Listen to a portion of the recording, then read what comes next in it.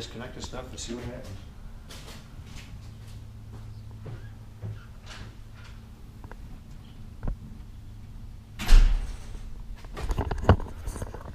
So today we're going to start the upload, or not upload, today we're going to start the install of the new carb and plenum.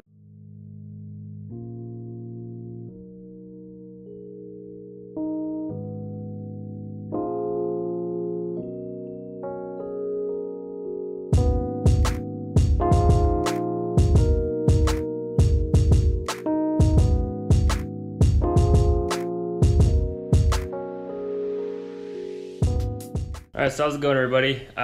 For today's video, we'll be finishing the install of the plenum and the carb on the Cougar, hopefully this weekend. Today's Friday right now. It would be done, but I actually ordered the wrong plenum. I found out this car does not have the Windsor, the 351 Windsor. This engine is actually a 351M or 351 modified. It's basically the same thing as a 400 that came, that was an option for this car, but it has like a different crankcase, different compression, different pistons, I think, something like that. But otherwise, everything else is the same as the 400. So I ordered a new plenum from Summit that should be getting here today, actually. By the way, Summit, their customer service and shit on point. And the carb, I was actually wrong on the carb too.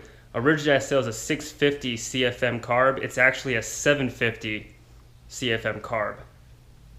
And the problem with that is a lot of people that I've talked to, like on the forums when I originally had the problem with the different motor and stuff, everyone said the 750 was too much carb for this engine. Well, I was gonna switch up the carb if I had to send the whole package back, but I actually told Summit, I was like, hey, I had the wrong engine. I need a kit, you know, a plenum and a carb. What do you suggest? And the kit that they suggested was the new manifold, or I keep calling it plenum, intake manifold, intake plenum, whatever. They gave me that one, bought that, but the carb, they suggested the same carb. So I'm gonna go, you know, the text there, I'm gonna go what they suggest, and we kept the 750 CFM carb because that works with this manifold as well. And like I said, it'd be on its way. We actually got the stock one off.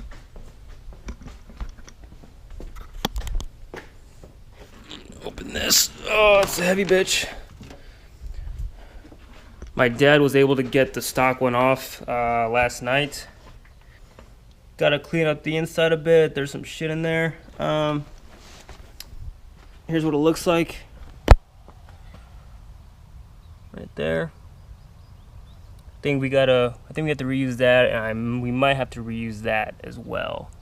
But that's the old one. And yeah, so when the new one comes, I'll show you guys that one.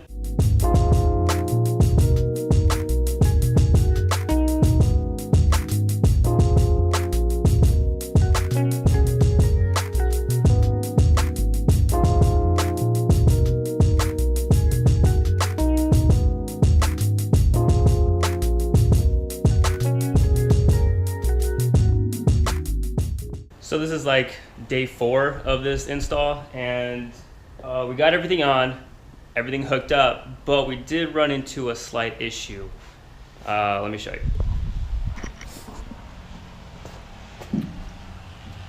All right, so here's the carb all installed, all hooked up, all vacuum lines, brake line, throttle, transmission cable, fuel, everything hooked up.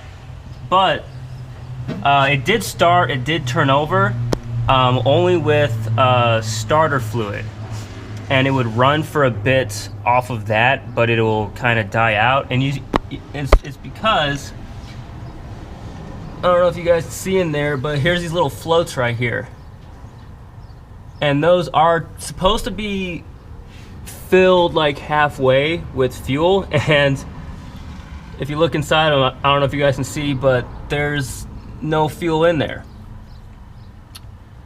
And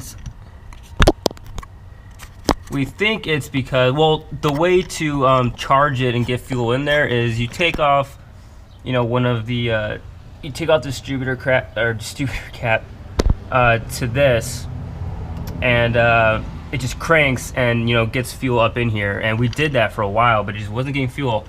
So we decided to hook it all up, try and start it anyways, and it did start up. The first few times were pretty rough, but after that, the last time we did start it, it was kind of mellow. It sounded good for a couple seconds, and then it died out again. But here's the reason why. So you can see, here's the fuel, or for the fuel, this bar right here that hooks to these two ends. Well, it comes out to here to the little bung that sticks out, and here's the one end of the fuel line. Well, here's the stock one all the way over here. And originally, you can't move it, you can't get it here, so we just tried adding just, you know, hose right here, but there's a kink. Oh, let me see, but no. But there's a kink right here, and we thought, even with the little kink, enough fuel will still get in, but we were wrong. So we do have, we bought a lot of this hose.